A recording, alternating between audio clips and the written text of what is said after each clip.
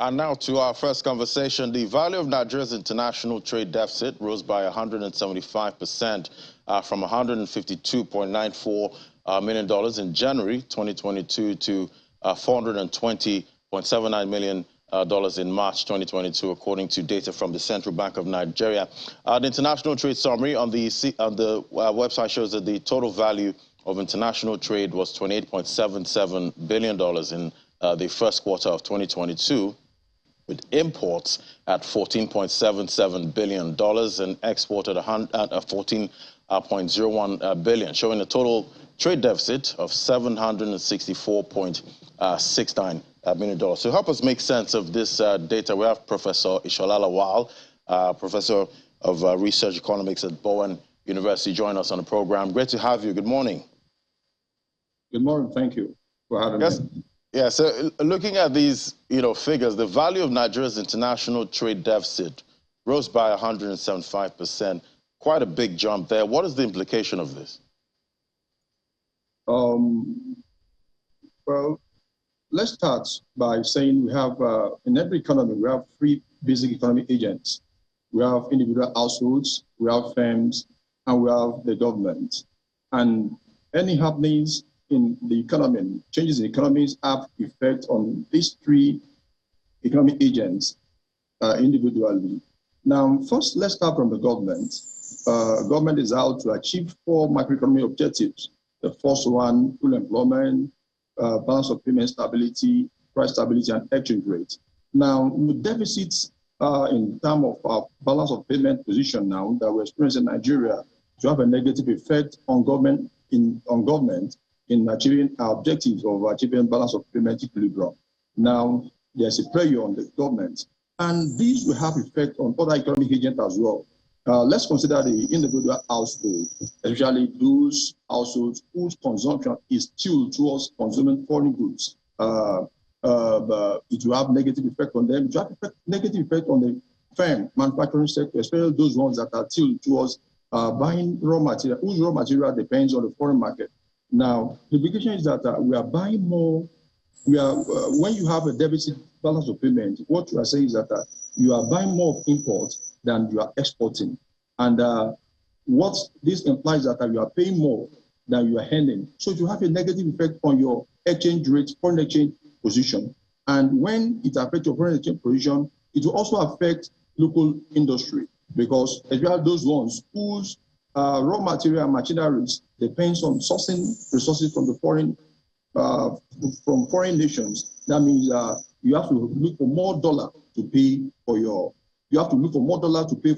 what you are importing, and it will also snowball into unemployment, because those firms will not be able to produce at maximum, and then they have to lay off staffs. And with that one now, it will increase the rate of unemployment in the situation. You agree with me that currently Nigeria has about 33% unemployment rate.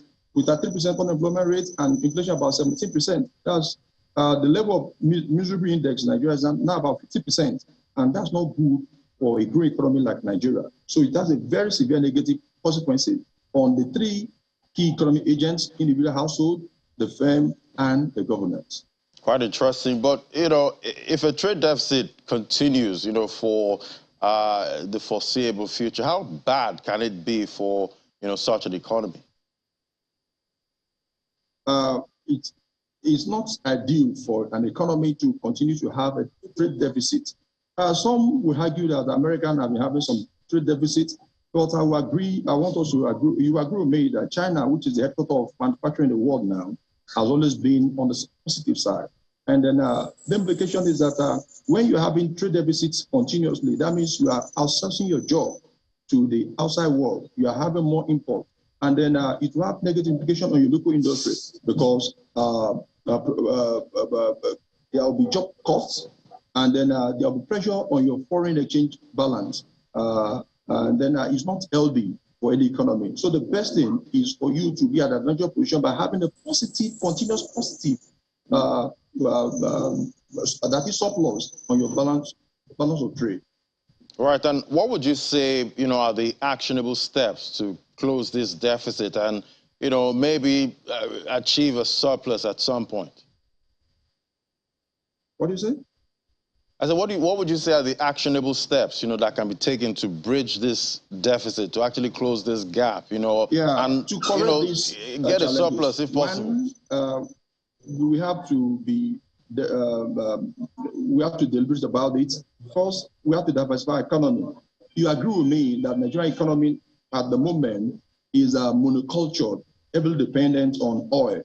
Now, and then we have other potential sectors that can drive the economy. We have agriculture, we have the service industry, we have the telecom industry. Now, the first thing is let's diversify economy.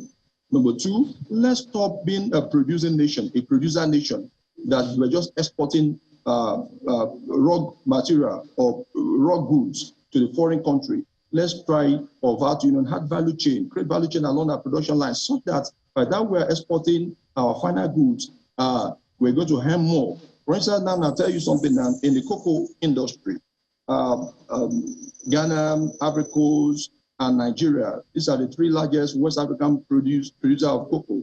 And in the cocoa windfall, we're able to only maximize less than 5% of the windfall. Compare us with Belgium. Belgium was able to cut out about 11% of the windfall in the cocoa industry. Now compare that with Germany. Germany made $5.14 billion from cocoa, whereas these three West African economies were able to make only 6.5 billion. Three African economies that are major producers of cocoa were able to make less than 5%, whereas this advanced economy that did not plant cocoa, they don't grow cocoa. We are the one that grow cocoa, yet we are not maximizing because we are primary producer. We just export this raw material to them. So by the time we do that now, let's create a value chain along the production line. And then also we should be you need productivity and competitiveness. Let our products, whatever we are taking to the external sector, let it be competitive enough for them. And then we need to also work on our inflation differentials, among other things. The first thing, the key thing here is that increase the productivity. And it could be by way of providing incentives like infrastructure that will support productions, among other things. Right, and globally, a lot of central bankers, are fighting inflation right now, and we've seen, the central bank right here in Nigeria actually raise rates, also trying to tame, rising inflation. But how much of this, plays into, the current inflation numbers we're seeing at this point? Talking about this trade deficit. Sorry, I can't pick what you said now. Yeah, I said, globally, countries are fighting, trying to tame inflation at this point. And we've seen, right here, the Central Bank of Nigeria raise rates to also try and, tame inflation. So I'm asking how much of this, trade deficit actually plays into the inflation figures, that we're seeing right now and, outlook, going forward for our inflation rate right here in Nigeria? Okay, thank you. See, one thing, I think when you're using macroeconomy or macroprudential policy tools, you have to, first of all, it's not a straitjacket thing. You understand the content, the culture, social, economic factor, those things that underlay your own economy.